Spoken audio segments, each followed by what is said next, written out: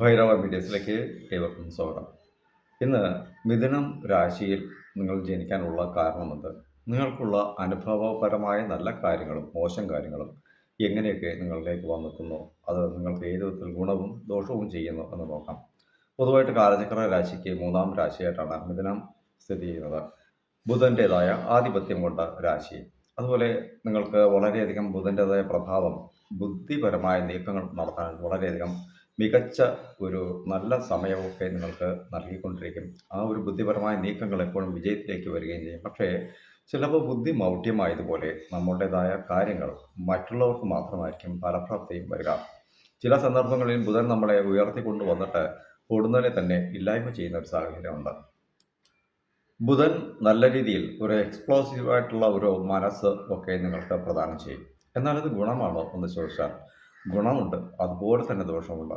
നിങ്ങളുടെ വാക്കുകൾ മറ്റുള്ളവർക്ക് ചില സമയങ്ങളിൽ അരോചകമായി വരുന്ന സാഹചര്യങ്ങളുണ്ട്. നിങ്ങൾ പറയുന്നത് നല്ലതാണെങ്കിലും അത് അവർക്ക് വളരെ അധികം ബുദ്ധിമുട്ടുണ്ടാകുന്ന സാഹചര്യങ്ങൾ വന്നെത്തും. അതുകൊണ്ട് തന്നെ പലപ്പോഴും നിങ്ങളെ വിട്ടുപോകുന്ന സാഹചര്യങ്ങൾ പലപ്പോഴും ഉണ്ടാകും. നിങ്ങൾ അറിയാതെ തന്നെ നിങ്ങളെ ഒഴിവാക്കുന്ന സാഹചര്യം പലപ്പോഴും ഉണ്ടാവും. ഇത് നിങ്ങൾ തിരിച്ചറിയുന്ന സമയത്ത് കുറച്ച് വൈകിപ്പോകുന്ന സാഹചര്യങ്ങളും ഉണ്ടായിരിക്കും. നല്ല കാര്യങ്ങൾ വളരെയധികം ചിന്തിക്കാനും പറയാനും പ്രേരിപ്പിക്കും.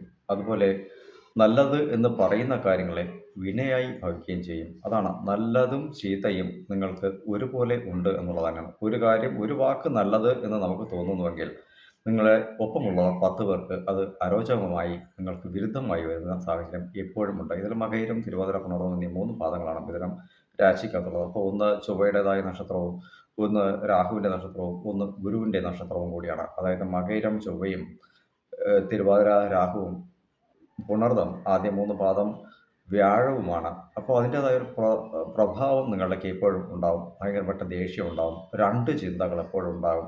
അതുപോലെ ആത്മീയ ജ്ഞാനമൊക്കെ ഉണ്ടാകുന്ന സാഹചര്യമുണ്ട്. 3 നക്ഷത്ര പാദങ്ങളുടേതായ ഗ്രഹങ്ങളും 3 വിധത്തിൽ ചിന്തിക്കുന്നതുകൊണ്ട് ഇവർക്ക് എപ്പോഴും ഈ 3 ഗുണങ്ങളും ഉണ്ടായിരിക്കും. ഈ പ്രശ്നങ്ങൾ ഏതൊക്കെ ദശാകാലങ്ങളിൽ നടക്കുമെന്ന് ചോദിച്ചാൽ ജീവിത അവസാനം വരെയും നിങ്ങൾക്ക് ഇത്തരം പ്രോസസ്സ് നടന്നുകൊണ്ട് തന്നെയിരിക്കും. അതിൽ ഇന്ന ദശാകാലമെന്നോ നല്ലതെന്നോ ചീത്തയെന്നോ ഗ്രഹദൃഷ്ടി മോശമാണെന്നോ അങ്ങനെയുള്ള കാര്യങ്ങളൊന്നുമില്ല. എല്ലാ കാലഘട്ടത്തിലും നിങ്ങൾക്ക് ഈ ഒരു പ്രഭാവം ഉണ്ടായിരിക്കും. ഈ ഏറ്റവും വലിയ പ്രത്യേകത എന്തെന്ന് വെച്ചാൽ എന്തും പോരാട്ട മനോഭാവത്തോടു കൂടി നേടാനുള്ള ഒരു മനസ്സ് നിങ്ങൾക്ക് നൽകും. അതുപോലെ ബുദ്ധിയും നൽകും. ഇത് ഏതൊരു കാലഘട്ടം നടക്കും. ബുധൻ്റെ ആധിപത്യം കൊണ്ട രാശിയായതുകൊണ്ട് ബുധനാണോ നൽകുന്നതെന്ന് ചോദിച്ചാൽ ഒരിക്കലും അല്ല എന്ന് തന്നെയാണ് പറയേണ്ടത്. അപ്പോൾ ബുധൻ്റേതായ രാശിക്കുള്ളിൽ പിറന്ന എനിക്ക് ബുധനല്ലേ എപ്പോഴും പ്രഭാവം ചെയ്യേണ്ടത്? അല്ല എന്ന് തന്നെയാണ് എനിക്ക് പറയാനായിട്ടുള്ളത്. കാരണം അറിഞ്ഞുകൊള്ളുക. ബുധൻ്റെ പ്രത്യേകത എന്തെന്ന് വെച്ചാൽ നമുക്ക് എന്തെങ്കിലും ഒരു കാര്യത്തിൽ ആർജവമായൊരു മനസ്സോടുകൂടി ഇറങ്ങാനും പ്രവർത്തിക്കാനും പറയാനും ഒക്കെ ഉള്ളൊരു മനസ്സ് നൽകും ബുധൻ. അതായത് ആക്രമ സ്വഭാവത്തോടെ, അതായത് ആർജവത്തോടു കൂടി ഇറങ്ങിയത് പ്രവർത്തിക്കുക എന്നൊരു ചിന്താഗതി നമുക്ക് നൽകും. പക്ഷേ കാര്യം നടന്നില്ലെങ്കിൽ ബുധൻ അത് ഉപേക്ഷിച്ച് പോകുന്ന ഒരു സാഹചര്യമാണ്. പിന്നീട് അതുമായിട്ട് ചിന്തിച്ച് പോകാനായിട്ട് ബുധൻ ഒരിക്കലും പ്രാപ്തമാവില്ല. പുതിയ കാര്യത്തിലേക്ക് കൺവേർട്ട് ചെയ്തു വിടും.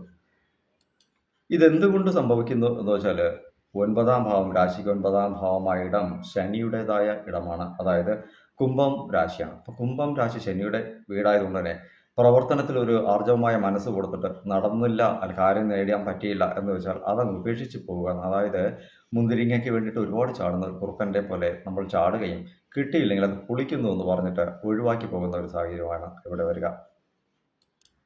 അതായത് ശനിയുടേതായ പരിപൂർണമായ ഒരു ഭാവത്തെ പ്രദാനം ചെയ്യുന്ന രാശിയാണ് കുംഭം രാശി. ഈ കുംഭം രാശിക്കുള്ളിലെ ശനിയുടേതായ പ്രഭാവം ആർജവമായ ഒരു മനസ്സോടുകൂടി എന്തും നേടണം. അപ്പോൾ ഒരു തൊഴിൽ നിങ്ങൾ ചെയ്യുകയാണെങ്കിൽ ഇരിക്കട്ടെ, 10 പേർ ജോലിയുള്ള ഒരിടത്ത് ജോലി ചെയ്തുകൊണ്ടിരിക്കുകയാണ്.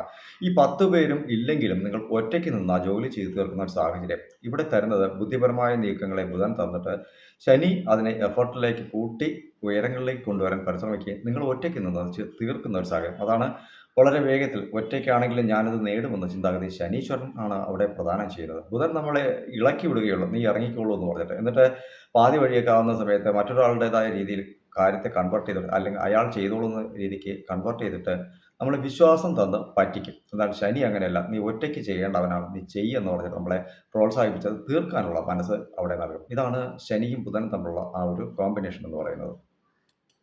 ഇതെന്തിനു വേണ്ടി ഞാൻ നിങ്ങളോട് പറഞ്ഞു എന്ന് വെച്ചാൽ ബുധൻ ബുദ്ധിപരമായ നീക്കങ്ങളെ നടത്തുമ്പോൾ നമുക്ക് പാതി വഴിക്ക് ചില കാര്യങ്ങൾ ഉപേക്ഷിക്കണമെന്ന് തോന്നും. അല്ലെങ്കിൽ ഉപേക്ഷിച്ച് പോകേണ്ട സാഹചര്യം അവിടെ. അങ്ങനെയെങ്കിൽ ശനി സപ്പോർട്ട് ചെയ്യുന്നുണ്ടോ? നീ ആർജവത്തോടുകൂടി നീ ഉയർന്ന നിലയ്ക്ക് എത്തണമെന്ന് നീ സ്വയം ചിന്തിച്ച് മുന്നിലേക്ക് വരാനാണ് ഞാൻ ഈ പ്രവർത്തനങ്ങൾ നിനക്ക് തന്നത്.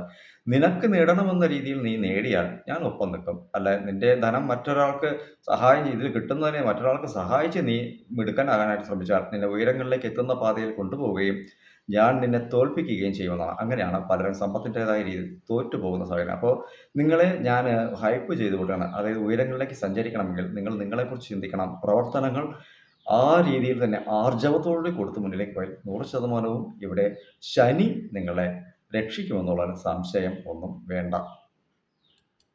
അതേപോലെ തന്നെ വ്യാഴം 10ാം ഭാവാധിപതിയായിട്ടാണ്, അതായത് മീനം രാശിയായിട്ടാണ് വ്യാഴത്തിൻ്റെതായ ഒരു വരവ്. അപ്പോൾ ആ ഒരു വീട് മീനം രാശി വ്യാഴത്തിൻ്റെ വീടായതുകൊണ്ട് തന്നെ നിങ്ങൾ നിങ്ങളിലേക്കുള്ള ഉള്ളിൽ മറച്ചു വെച്ചിട്ടുള്ള കഴിവുകളെ നിങ്ങൾ മറ്റുള്ള വ്യക്തികൾക്ക് വേണ്ടിയിട്ട് എടുത്ത് പ്രകടമാക്കുന്ന സാഹചര്യമുണ്ട്. അതായത് എവിടെയെങ്കിലും ചിലപ്പോൾ ഇപ്പോൾ ഒരു സ്കൂളിലൊക്കെ പഠിപ്പിക്കുന്ന ടീച്ചറായിട്ടൊക്കെ വരാൻ സാധ്യതയുണ്ട്. അതായത് എഞ്ചിനീയറിംഗ് ടെക്നോളജിക്കാണെങ്കിൽ അതിൻ്റെതായ കാര്യങ്ങൾ പറഞ്ഞു കൊടുത്ത് ചെയ്യിപ്പിക്കുന്ന ഒരു രീതിയിലേക്ക് വരുന്നുണ്ട്. അതുപോലെ തന്നെ ഒരു LLB അങ്ങനെ എന്തെങ്കിലുമൊക്കെയുള്ള കാര്യം ചെയ്യുന്ന ആളാണെങ്കിൽ അതിൻ്റെതായ മെയിൻ ആയിട്ടുള്ള ഒരാളായിട്ട് ഇരിക്കുക. നിങ്ങൾക്ക് കീഴിൽ ഉള്ളവരെ നിങ്ങൾ എൻകറേജ് ചെയ്ത് മുന്നിലേക്ക് കൊണ്ടുവരാനായിട്ട് അവർക്കായിട്ടുള്ള മനസ്സിനെ കൊടുത്തുകൊണ്ടിരിക്കുന്ന രാശി. അതായത് വ്യാഴം ഉപദേശിയാണ്, ഗുരുവാണ് എന്നുള്ള കാര്യം കൂടി മനസ്സിലാക്കണം. അപ്പോൾ ആ ഒരു പ്രഭാവം 10ാം ഭാവത്തിലെ തൊഴിൽ സ്ഥാനത്ത് നിൽക്കുന്നത് കൊണ്ട് തന്നെ നല്ല ഫലത്തെ നല്ല ഗുണത്തോടു കൂടി ചെയ്യാനായിട്ട് നിങ്ങൾ ശ്രമിക്കണം.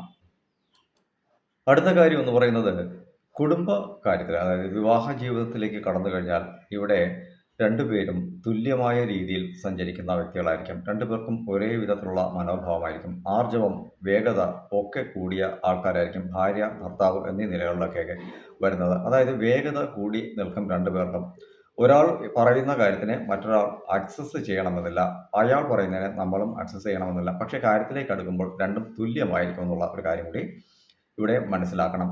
അതുകൊണ്ട് തന്നെ കുടുംബത്തിനുള്ളിൽ പലപ്പോഴും വാക്ക് തർക്കങ്ങൾ, പ്രശ്നങ്ങൾ ഒക്കെ വരും. അലോസരങ്ങൾ, ഞാൻ പറയുന്നത് കേട്ടില്ല, നീ പറയുന്നത് എനിക്ക് കേൾക്കാൻ പറ്റില്ല, ഇങ്ങനെയൊക്കെയുള്ള ചിന്താഗതികളൊക്കെയും അവിടെ വരുന്ന ഒരു സാഹചര്യം ഇപ്പോഴുണ്ട്. അതായത് രണ്ടും ഉഭയരാശികളായതുകൊണ്ട് തന്നെ ഇവിടെ എപ്പോഴും പ്രശ്നങ്ങൾ ഉണ്ടായിരിക്കും.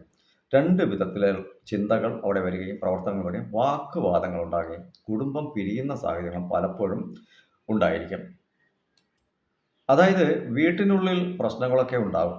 പക്ഷേ പുറമേ കണ്ടാൽ ആരെങ്കിലുമൊക്കെ കണ്ടു കഴിഞ്ഞാൽ അവിടെ പ്രശ്നങ്ങളുണ്ട് എന്ന് ആർക്കും തോന്നുകയുമില്ല. അവർ അത്രത്തോളം ഐക്യത്തോടു കൂടിയാണ്. വീട്ടിൽ 4 ദിവസം പിണങ്ങിയിരിക്കുന്ന വ്യക്തികളായിരിക്കും എന്തെങ്കിലും ഒരു കാര്യത്തിനായിട്ട് പുറത്തിറങ്ങുമ്പോൾ രണ്ടുപേരും കൂടി സന്തോഷകരമായ രീതിയിൽ കാണുകയും എന്നാൽ പരസ്പരം മിണ്ടില്ല. ആരെങ്കിലും വന്ന് എന്തെങ്കിലും ചോദിച്ചു കഴിഞ്ഞാൽ ആ സമയത്ത് രണ്ടുപേരും പരസ്പരം കമ്മ്യൂണിക്കേഷൻ ചെയ്ത് ആ ഒരു കാര്യത്തിന് മറുപടി പറയുന്ന സാഹചര്യം. അയാളങ്ങ് പോയി കഴിഞ്ഞാൽ വീണ്ടും പഴയതുപോലെ തന്നെ. അത് പുറത്ത് അറിയില്ല നിങ്ങൾക്കുള്ളിൽ പ്രശ്നങ്ങളുണ്ട് എന്നുള്ള കാര്യം.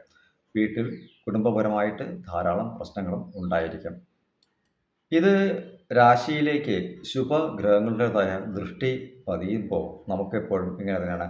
നല്ലത് ഇല്ല എങ്കിൽ തന്നെയും കുടുംബത്തിനുള്ളിൽ വിഷയങ്ങളുണ്ടെങ്കിലും പുറമേ കൊണ്ട് കാണിക്കാനായിട്ടുള്ള ഒരു പ്രഭാവത്തെ ശുഭഗ്രഹങ്ങൾ തരില്ല. എന്നാൽ അശുഭഗ്രഹങ്ങളാണെങ്കിൽ വീട്ടിൽ ഒരു രീതിയിൽ പ്രശ്നങ്ങളില്ലായിരിക്കും. പുറത്തിറങ്ങുന്ന വേളയിൽ അവിടെ എന്തെങ്കിലുമൊക്കെ പ്രശ്നങ്ങളും കലഹങ്ങളും ഒക്കെ വന്ന് പിണങ്ങിയിരിക്കുന്ന സാഹചര്യങ്ങളും ഈ അശുഭഗ്രഹങ്ങൾ, അതായത് വീട്ടിൽ നടക്കുന്ന കാര്യത്തെ പുറത്തറിയുന്ന സാഹചര്യം ഉണ്ടാക്കും. ഇത് ഒരു 50-50 എന്ന റേഞ്ചിലേക്ക് നമ്മൾ കണക്കാക്കിയാൽ മതി. 50% പേർക്ക് ഇങ്ങനെയായിരിക്കും, 50% പേർക്ക് മറ്റൊരു രീതിയിലായിരിക്കും. ഇതെന്തുകൊണ്ട് സംഭവിക്കുന്നു എന്ന് ചോദിച്ചാൽ ബുധന് പകയായിട്ടുള്ള ഗ്രഹമാണ് ഈ വ്യാഴം എന്ന് പറയുന്ന ഗ്രഹം. നിലവിലിപ്പോൾ ഒരു വർഷക്കാലം കൊണ്ട് പ്രശ്നങ്ങളില്ലാത്ത മിഥുനം രാശിക്കാർക്ക് പ്രശ്നമുണ്ടെങ്കിൽ അതിനുള്ള കാരണം ബുധന്റെ വീട്ടിൽ വ്യാഴം നിലകൊള്ളുന്ന ഒരു സാഹചര്യമാണ്. അതായത് ബുധൻ മിഥുനം രാശിക്കുള്ളിൽ വ്യാഴം ഇരിക്കുന്ന സമയമാണ്. അത് പാതകമാണ്. അതാണ് പാതകമായിരിക്കുന്ന വ്യാഴത്തിനെ കൊണ്ട് യാതൊരുവിധ ഉപകാരവും ഇല്ല. അതായത് ഒരാൾ നമ്മളെ ഉപദേശിച്ചാലോ നല്ലൊരു കാര്യത്തിന് വേണ്ടിയിട്ട് ഇയാൾ കഷ്ടപ്പെടുകയല്ലേ എന്ന് ചിന്തിച്ച് ഇന്നടുത്ത് പൊയ്ക്കോളൂ ഞാൻ പറഞ്ഞിട്ടുണ്ടെന്ന് പറഞ്ഞാലും അവിടെ ചെല്ലുമ്പോൾ നമുക്ക് ആ കാര്യം നടന്നു കിട്ടാത്ത സാഹചര്യം. അതായത് വ്യാഴത്തിനോട് വല്ലാത്ത രീതിയിലുള്ള ഒരു പകയുണ്ട്. അപ്പോൾ നിങ്ങളുടെ ജന്മരാശിക്കുള്ളിൽ മിഥുന രാശി അല്ലെങ്കിൽ ലഗ്നത്തിനുള്ളിൽ ഇപ്പോൾ ഇരിക്കുന്നത് വ്യാഴമാണ്. വ്യാഴം പാതകമായ നിലയിലാണ്. ഇതിനൊരു മാറ്റം വരണമെങ്കിൽ ജൂൺ മാസം കഴിയണം. ജൂൺ മാസമാകുമ്പോൾ വ്യാഴം കർക്കിടക രാശിയിലേക്ക് പൂർണ്ണ ബലത്തോടെ പോകുമ്പോൾ 2ാം ഭാവമായ കുടുംബസ്ഥാനം നിങ്ങൾക്ക് കുടുംബത്തിൽ സന്തോഷവും ഐശ്വര്യവും ഒക്കെ പ്രദാനം ചെയ്യുമെന്നുള്ള കാര്യത്തിന് സംശയമൊന്നും വേണ്ട. വിവാഹത്തെക്കുറിച്ച് മിഥുന രാശിക്കാർ ചിന്തിക്കുമ്പോൾ വ്യാഴത്തിൻ്റെതായ സ്ഥിതി ഏത് ഭാവത്തിലാണ് എന്നറിഞ്ഞ് വേണം ചെയ്യാനായിട്ട്. കാരണം 7ാം ഭാവാധിപതി വ്യാഴമായിട്ട് വരുന്നതുകൊണ്ട് തന്നെ പാതകമായിട്ട് പോവുകയാണ്. അത് വളരെയധികം പ്രശ്നമായി വരുന്ന ഒരു സാഹചര്യം എപ്പോഴും ഉണ്ടായിരിക്കും. അതുകൊണ്ട് ജാതക പരിശോധനയും ബുധൻ്റെയും വ്യാഴത്തിൻ്റെയും സ്ഥിതി കൃത്യമായി പരിശോധിച്ചിട്ട് ചെയ്യണം. ഇല്ലെങ്കിൽ കുടുംബത്തിനുള്ളിൽ അലോസരങ്ങളുണ്ടായി വാക്ക് തർക്കങ്ങൾ, പ്രശ്നങ്ങളൊക്കെ വരും. ഇത് ഏറ്റവും അധികം ബാധിക്കപ്പെടുന്നത് മകയിരവും തിരുവാതിരയുമാണ്. എന്നാൽ എപ്പോഴും അത് പ്രശ്നമാണോ എന്ന് നോക്കിയാൽ അങ്ങനെയല്ല. ഇതൊരു ശത്രുവായിട്ട് കാണുന്ന വേളയിൽ മാത്രം ഉള്ള ശത്രുത ഉണ്ടാവും. അതായത് 4 ദിവസം പിണങ്ങിയിരിക്കും, 5ൻ്റെ അന്ന് വീണ്ടും ഒന്നായി ചേരുന്ന സാധനം. ഒരു ശത്രുതാ മനോഭാവത്തെ കൊണ്ടുവന്ന് അതിൻ്റെ കാരകത്വം വലുതാക്കി അതിനൊരു ഡിസിഷൻ എടുക്കാനായിട്ട് നമ്മളെ വിടും. അതാണ് ശരിയായിട്ടൊരു രീതിക്ക് മനസ്സിലാക്കണമെങ്കിൽ ഒരു ഡിസിഷൻ, നീ എടുക്കേണ്ട തീരുമാനം 4 ദിവസം ഇവിടെ നിങ്ങൾ രണ്ടുപേരും പിണക്കത്തിലാണ്, തർക്കത്തിലാണ്. ഇതിനുള്ളിൽ നിങ്ങളൊരു നല്ല തീരുമാനത്തെ എടുത്തുകൊള്ളുക. ഐക്യത്തിലേക്ക് വരണമെങ്കിൽ ഐക്യം, അല്ലെങ്കിൽ അല്ലാത്ത രീതിക്ക് നിങ്ങൾ എടുത്തുകൊള്ളുന്ന ഡിസിഷൻ എടുക്കാനായിട്ട് ഏതൊരു വിഷയത്തിലും. അതാണ് വ്യാഴവും ബുധനും നമുക്ക് വേണ്ടി തരുന്ന മറ്റൊരു കണക്ക് എന്ന് പറയുന്നത്. സഹോദരങ്ങൾക്ക് ഇവർ നന്നായിട്ട് സഹായങ്ങളൊക്കെ ചെയ്യുന്നവരുണ്ട്. സഹോദരങ്ങൾ എന്ന് വെച്ചാൽ നല്ല ജീവനായിട്ടുള്ള വ്യക്തികൾ തന്നെയാണ്. അതായത് അത്രത്തോളം സ്നേഹം ഇവർ പുലർത്തുന്നതാണ്. പക്ഷേ ഇതിൽ നന്മയും തിന്മയും ഒരുപോലെ ഉണ്ട്. അതായത് വിവാഹ ജീവിതത്തിനൊക്കെ ശേഷം വരുന്ന സമയത്ത് സഹോദരങ്ങളുമായി പിണങ്ങുന്ന സാഹചര്യം, ധനപരമായ കാര്യങ്ങളിലൂടെ, വാസ്തു സംബന്ധപ്പെട്ട കാര്യങ്ങളിലൂടെ, കുടുംബത്തിലൊരു പെണ്ണ് കടന്നു കയറുന്നതിലൂടെ ഒക്കെ അവിടെ പ്രശ്നങ്ങൾ ഉണ്ടാവുകയും തർക്കങ്ങളൊക്കെ വന്നു ചേരുന്ന സാഹചര്യങ്ങളും ഒക്കെ ഉണ്ടാകും. അല്ലെങ്കിൽ സഹോദരിക്ക് ഒരു ഭർത്താവ് വന്നു കയറുന്ന വേളയിൽ ആ സമയത്തൊക്കെ പ്രശ്നങ്ങൾ ഉണ്ടാകും. ഇങ്ങനെയൊക്കെയുള്ള പ്രശ്നങ്ങൾ ഈ മിഥുനം രാശിക്കാർക്ക് പൊതുവായിട്ട് സാധാരണ എല്ലായിടങ്ങളിലും, ഇനി എത്ര പണക്കാരനാണ്, ഞാൻ നന്നായിരിക്കുന്നു എന്ന് പറഞ്ഞാലും അവർക്ക് ഒരു കാലഘട്ടത്തിൽ ഈ ഒരു വിഷയത്തെ അഭിമുഖീകരിച്ചേ മതിയാകുള്ളൂ എന്നുള്ള കാര്യം കൂടി മനസ്സിലാക്കണം. ഇതെന്തുകൊണ്ട് സംഭവിക്കുന്നു എന്ന് വെച്ചാൽ 6ാം ഭാവാധിപതിയായി ചൊവ്വയാണ് വരുന്നത്. അപ്പോൾ സഹോദരങ്ങൾ തമ്മിൽ നല്ല രീതിക്ക് പ്രശ്നങ്ങൾ, നിങ്ങൾക്ക് ഗണപതിയുടെയും മുരുകൻ്റെതായ കാര്യങ്ങളൊക്കെ അറിയാമായിരിക്കും. പഴത്തിന് വേണ്ടിയിട്ട് പ്രശ്നമുണ്ടായി മുരുകൻ സഹോദരനുമായി പിണങ്ങിപ്പോയ ആളാണ് ഈ ശ്രീ മുരുകൻ എന്ന് പറയുന്ന ദൈവം. അപ്പോൾ ആ ഒരു കണക്ക് നമ്മുടെ സഹോദരന്മാരുടേതായ വഴിയിൽ, സഹോദരിമാരുടെ വഴിയിലും പ്രശ്നങ്ങൾ ഏതെങ്കിലും ഒരു കുഞ്ഞു വിഷയത്തിലാണ്. അവിടെ ഗണപതി ഭഗവാന്റേതായ രീതിയിൽ ഒരു പഴം ആണ് അവിടെ പ്രശ്നം ഉണ്ടാക്കിയത്, മാമ്പഴം. അപ്പോൾ ആ ഒരു പോലെ നിസ്സാരമായ പ്രശ്നമാണ് പിണക്കത്തിലേക്ക് നയിക്കുന്നത് എന്നുള്ള കാര്യം കൂടി മനസ്സിലാക്കണം. ചിലരെങ്കിലും പറയാം, ഞങ്ങൾക്ക് അങ്ങനെയുള്ള പ്രശ്നങ്ങളൊന്നും തന്നെ ഇല്ല എന്ന് പറയാം. അത് ലഗ്നാധിപതിയുടേതായ ബലം അനുസരിച്ചാണ് അതിൻ്റെതായ ഒരു കാര്യം നടക്കുന്നത്. ലഗ്നാധിപതി ബലം ആയിട്ടിരിക്കുന്നു, അല്ലെങ്കിൽ ലഗ്നാധിപനെ ശുഭഗ്രഹങ്ങളുടെ ദൃഷ്ടി, പരിപൂർണ്ണ ബലത്തോടു കൂടി ദൃഷ്ടി ഉണ്ടാകുന്നു. ഇങ്ങനെയുള്ള കാര്യങ്ങൾ വരുമ്പോൾ അവിടെ ഇത്തരം പ്രശ്നങ്ങൾക്ക് കാഠിന്യം കുറയുന്ന സാഹചര്യങ്ങളും ഉണ്ടാകാതിരിക്കാനുള്ള സാധ്യതകൾ വളരെയധികം കൂട്ടുകയും ചെയ്യും. എന്നിരുന്നാലും ഏതൊരു വിധത്തിലുള്ള ഒരു വ്യക്തിയാണെങ്കിലും ശരി, എത്ര നല്ല ജാതകമാണെന്ന് പറഞ്ഞാലും ശരി, ഈ ഒരു വിഷയം ഒരു കാലഘട്ടത്തിൽ നിങ്ങളെ നേരിടുക തന്നെ ചെയ്യും. ജനനകാല ജാതകത്തിൻ്റെതായ അടിസ്ഥാനത്തിലും ഇപ്പോൾ നടക്കുന്ന ദശാകാലങ്ങൾക്കനുസൃതമായിട്ടും രാശി ഫലങ്ങളുടേതായ അനുസൃതമായിട്ടും ഇതിലൊക്കെ തന്നെ ഏറ്റക്കുറച്ചിലുകൾ ഉണ്ടാകും എന്നുള്ള കാര്യം മനസ്സിലാക്കണം. എപ്പോഴും ബേസ് ജന്മജാതകം തന്നെയാണ്. ഇത് ഞാൻ പൊതുവായിട്ട് ഒരു കാര്യം പറയുന്നു എന്നേ ഉള്ളൂ. ഇതിലൊരു 10-ൽ 8 കാര്യങ്ങളൊക്കെ നിങ്ങൾക്ക് നിങ്ങളുടെ ജീവിതവുമായി കണക്ട് ചെയ്യുമ്പോൾ ഒരു കണക്ഷനൊക്കെ വരുന്ന സാഹചര്യങ്ങളുണ്ട്. അതിൽ നിന്നും എങ്ങനെ കരകയറാമെന്നുള്ള ഒരു തിരിച്ചറിവ്, അവയർനെസ് മാത്രമാണ്.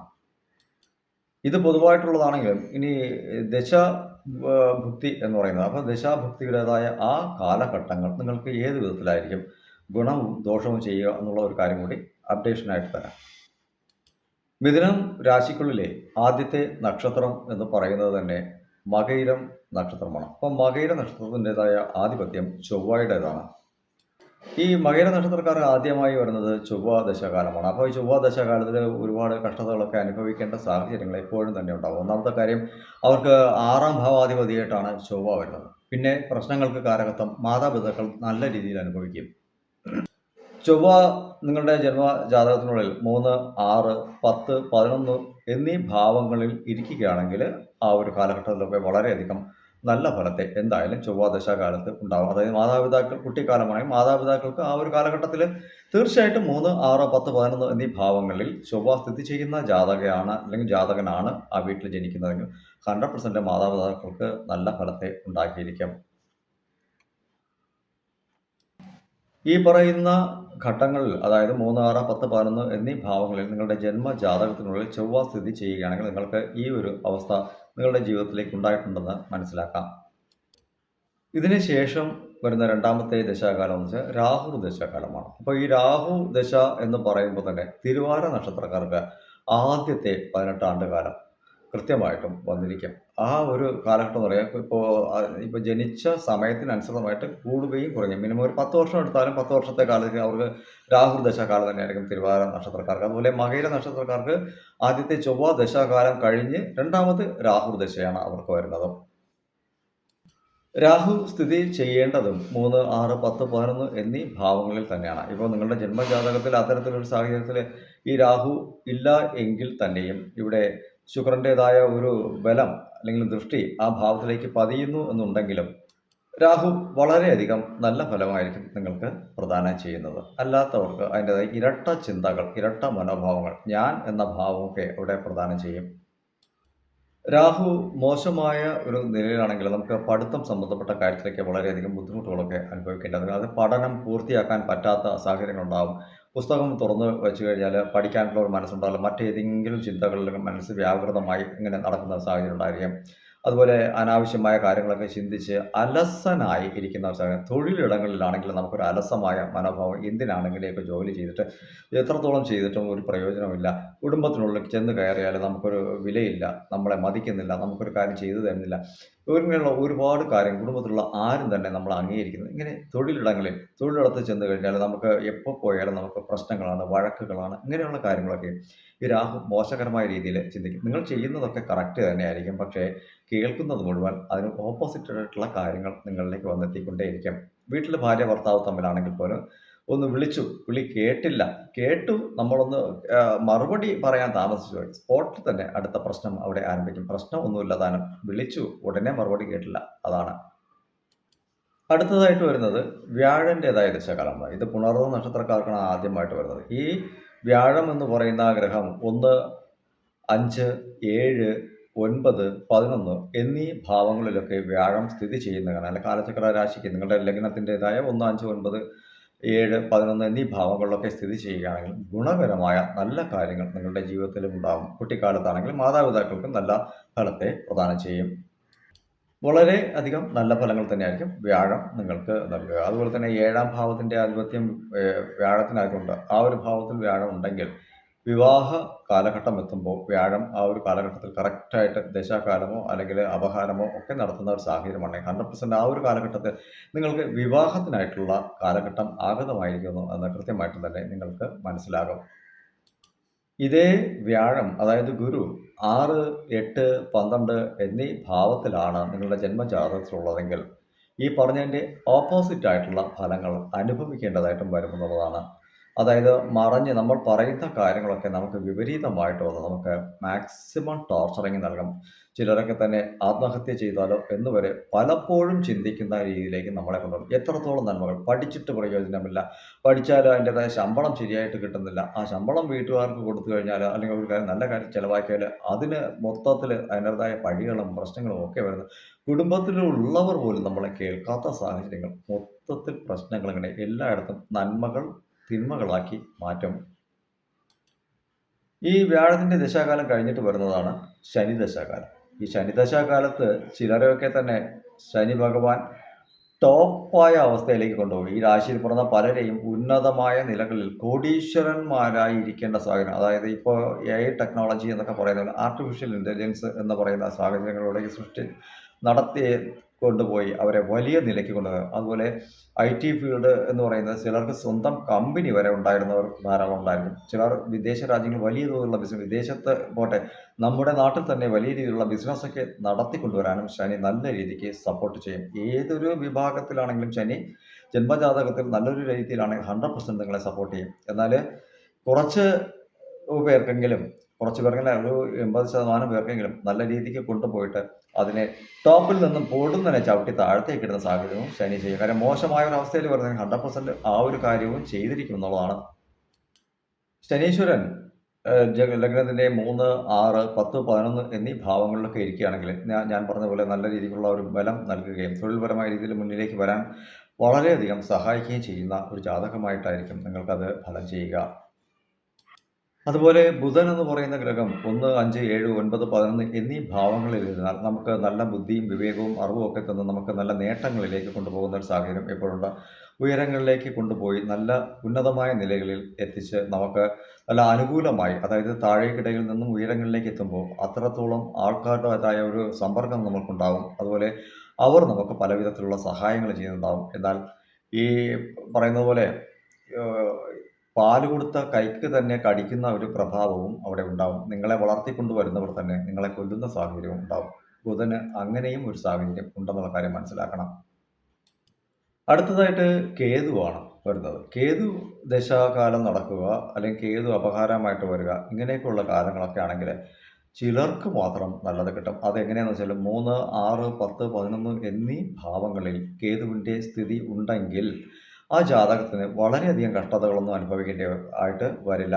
ഒരു പരിധി വരെ നോർമലായിട്ടുള്ള കാര്യങ്ങളൊക്കെ അനുഭവിച്ച് മുന്നിലേക്ക് പോയാൽ മതി. അതായത് എതിർപ്പുകൾ ധാരാളം ഉണ്ടാവുമെങ്കിൽ നമുക്ക് മുന്നിലേക്ക് പോകാനുള്ള വഴികൾ ധാരാളം തുറന്നു കിട്ടും എന്നുള്ളതാണ്.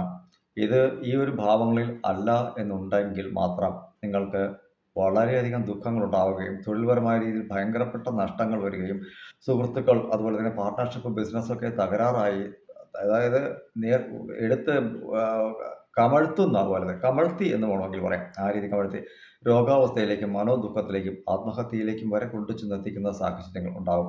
എന്നാൽ ആ മറ്റു ഭാവങ്ങളിൽ ഇരിക്കുന്ന കേതുവിന് ശുഭഗ്രഹങ്ങളുടേതായ ദൃഷ്ടി ആ ഒരു ഭാവത്തിലേക്ക് വന്നാൽ 100% ഇതിൻ്റെതായ കാഠിന്യം കുറയും എന്നുള്ളതാണ്. കാഠിന്യം കുറയും, പക്ഷേ അവസ്ഥയ്ക്ക് മാറ്റം ഉണ്ടാവില്ല. അതായത് നമുക്കിപ്പോൾ കുറേ കാശ് ലോസായി പോയി എന്ന് വെച്ചിട്ട് ആ ഒരു കാശിന് വേണ്ടിയിട്ട് പൊടുന്നനെ നമ്മളെ അപായപ്പെടുത്തുന്ന ഒരു സാഹചര്യം ഉണ്ടാവില്ല. അതായത് ഒരു സ്ലോ പോയ്സൺ എന്ന് പറയുന്ന പോലെ ഒരു അല്പം അല്പം ഇഞ്ചിഞ്ചായി നമ്മളെ കൊല്ലുന്ന സാഹചര്യം ആയിരിക്കും. കൊല്ലുക എന്ന് വെച്ചാൽ നമുക്ക് സമയം തരും അതിൻ്റെതായ രീതിക്ക്. പക്ഷേ 100 രൂപ കൊടുക്കേണ്ടിടത്ത് നമ്മൾ 10,000 രൂപ കൊടുക്കേണ്ടതായിട്ട് വരും. അപ്പോൾ ഇങ്ങനെയൊക്കെയാണ് നിങ്ങളുടെ ജാതക ഘട്ടങ്ങളിലൂടെ സഞ്ചരിക്കുമ്പോൾ മനസ്സിലാക്കാൻ കഴിയുന്നത്. പലർക്കും ഒരു 50% പേർക്കുണ്ടാവും, 50% പേർക്ക് ഈ പറയുന്ന ഫലങ്ങളെ അനുഭവത്തിലേക്ക് വരില്ല. ഇപ്പോൾ 50 വയസ്സിനുള്ളിൽ ചില ആൾക്കാർ ഇപ്പോൾ പറയും, ജീവിതം കണ്ടിട്ട് പറയും എൻ്റെ ജീവിതത്തിൽ അങ്ങനെയൊന്നും സംഭവിച്ചിട്ടില്ല എങ്കിൽ 50 വയസ്സിന് ശേഷം നിങ്ങൾ എണ്ണിക്കൊള്ളൂ. കൃത്യമായിട്ടും ആ ഒരു ദശാകാലം ശുക്രൻ്റേതായ നേരത്തെയുള്ള ദശാകാലങ്ങൾ നല്ലതാണെങ്കിൽ ശുക്രൻ്റെ ദശാകാലം മോശകരമായ ഒരു സ്ഥിതിയിലായിരിക്കും ഇരിക്കുക. ജന്മജാതകം അതിൻ്റേതായ രീതിക്ക് നല്ല രീതിക്കുള്ള പണിയും കരുതി വെച്ചിട്ടുണ്ടാവും. കാരണം എല്ലാവരെയും ഒരേപോലെ ഒരേ തട്ടിലിരുത്തി അങ്ങനെ ഉയരങ്ങളിലേക്കൊന്നും കൊണ്ടുപോവില്ല. അങ്ങനെയാണെങ്കിൽ ഇവിടെ മുകേഷ് അംബാനിയും അനിൽ അംബാനിയും 2 പേരും തുല്യ തട്ടിലിരിക്കണ്ടേ? ഒരാൾ പുകഞ്ഞു പോയില്ലേ? ഒരാൾ താഴത്തേക്ക് തട്ടിലേക്ക് വന്ന് വീഴുന്നില്ലേ? അതിന് ശേഷമാണല്ലോ ഇദ്ദേഹം ഉയർന്നു വന്നത്. നമ്മളെ ഒരിക്കലും ഒരിടത്തും അത് എത്ര കോടീശ്വരൻ്റെ വീട്ടിലാണെങ്കിലും കോടീശ്വരനാണെങ്കിലും നമുക്ക് ഉയരങ്ങളിൽ നിൽക്കുകയാണെങ്കിൽ ജന്മജാതകത്തെ പരിശോധിച്ച് അതിൻ്റെതായ രീതിയിൽ പരിഹാരത്തെ കണ്ട് ഭാവിയെ നേരത്തെ കണ്ടെത്തി വച്ചാൽ കൃത്യമായിട്ടും വിജയിച്ച് വരാം എന്നുള്ള കാര്യം കൂടി മനസ്സിലാക്കണം. ചിലരൊക്കെ തന്നെ ഭാര്യയുടെ വാക്കുകളെയൊക്കെ എതിർത്ത് തർക്കിച്ചൊക്കെ ഇരിക്കുന്ന പലരും ഉണ്ടാവും. നീ പറയുന്നതല്ല എനിക്കറിയാമെന്ന രീതിക്ക്. പക്ഷേ ഇവിടെ മുകേഷ് അംബാനിയുടേതായ കാര്യത്തെ എടുത്താൽ പോലും അവിടെ അശ്വിനി നക്ഷത്രക്കാരായ ആ ഒരു സ്ത്രീ ആ കുടുംബത്തിലേക്ക് വന്നതിന് ശേഷമാണ് അവരുടേതായ ഉയർച്ചകളും ഒക്കെ വന്നെത്തിയ ഒരു കാര്യം വന്നതെന്നുള്ള കാര്യം മനസ്സിലാക്കണം. അപ്പോൾ ഇവിടെ ഭാര്യ ചെറുതാണ്, അല്ലെങ്കിൽ ഭാര്യ ധിക്കാരിയാണ്, തൻ്റെ അടിയാണ് എന്നൊന്നും അറിവ് ഉണ്ടെങ്കിൽ നമുക്ക് ഒന്ന് കടമെടുക്കുന്നതിൽ തെറ്റൊന്നുമില്ല. കുടുംബത്തിന് വേണ്ടിയിട്ടല്ലേ, നഷ്ടങ്ങൾ വന്നാലും പോയാലും ഒരേ ഇടത്തല്ലേ. ആ രീതിക്കുള്ള കാര്യങ്ങളെ ചിന്തിച്ച് ചെറിയ ആളാണെങ്കിലും വലിയ ആളാണെങ്കിലും ഒരു നല്ല മനസ്സിനെ പ്രാപ്തമാക്കി മുന്നിലേക്ക് പോകാനായിട്ട് ശ്രമിക്കണം. ഇതിൽ ഏറ്റവും അധികം ബുദ്ധിമുട്ടുകൾ ധനപരമായിട്ടും വസ്തുപരമായിട്ടും ഒക്കെ പ്രശ്നങ്ങൾ അനുഭവിക്കുന്നത് മകയിരവും തിരുവാതിരയും തന്നെയാണ്. കുടുംബത്തിനുള്ളിൽ ഏറ്റവും അധികം പ്രശ്നങ്ങൾ ഭാര്യാഭർത്തൃ ബന്ധങ്ങളിൽ പ്രശ്നങ്ങൾ അനുഭവിക്കുന്നത് തിരുവാതിര നക്ഷത്രക്കാർ തന്നെയാണ്. മകയിരം എന്ന് വെച്ചാൽ ഉപേക്ഷിക്കപ്പെട്ട് പോയിട്ട് പിന്നീട് റീയൂണിയൻ ആകുന്ന സാഹചര്യം. തിരുവാതിര അങ്ങനെയല്ല. ചിലപ്പോൾ 1ഉം 2ഉം വിവാഹമൊക്കെ ആയിട്ടും പിന്നീട് നമുക്ക് ജീവിക്കാൻ നിവൃത്തിയില്ലാത്ത സാഹചര്യങ്ങളിലേക്കും വരും. പുണർദത്തിന് അങ്ങനെയല്ല. അവരെ ഇങ്ങനെ ഈ ചതഞ്ഞു പോയ ഈ റബ്ബർ പോലെ ഇവർ ഇങ്ങനെ എത്രത്തോളം ദുഃഖങ്ങൾ അനുഭവിച്ചാലും മാക്സിമം പിടിച്ചു നിൽക്കാനായിട്ട് ശ്രമിക്കും. നല്ല രീതിക്ക് ഇരിക്കുന്ന വ്യക്തികൾ മോശം നിലയ്ക്ക് ആയിപ്പോയാലും കുടുംബത്തെ ഓർത്ത് മക്കളെ ഓർത്ത് അവർ ചതഞ്ഞുകൊണ്ട് ദുഃഖത്തെ ഉള്ളിലേക്ക് അടുക്കിക്കൊണ്ട് മാക്സിമം ബന്ധത്തിൽ തുടരാനായിട്ട് അവർ ശ്രമിച്ചു കൊണ്ടേയിരിക്കും എന്നുള്ളതാണ് വാസ്തവം. അപ്പോൾ എല്ലാവർക്കും ശുഭകരമായ ഒരു ദിനം ആശംസിക്കുന്നു. വീഡിയോ പരിപൂർണമായിട്ടും കേൾക്കുക, കാണുക. ശുഭം.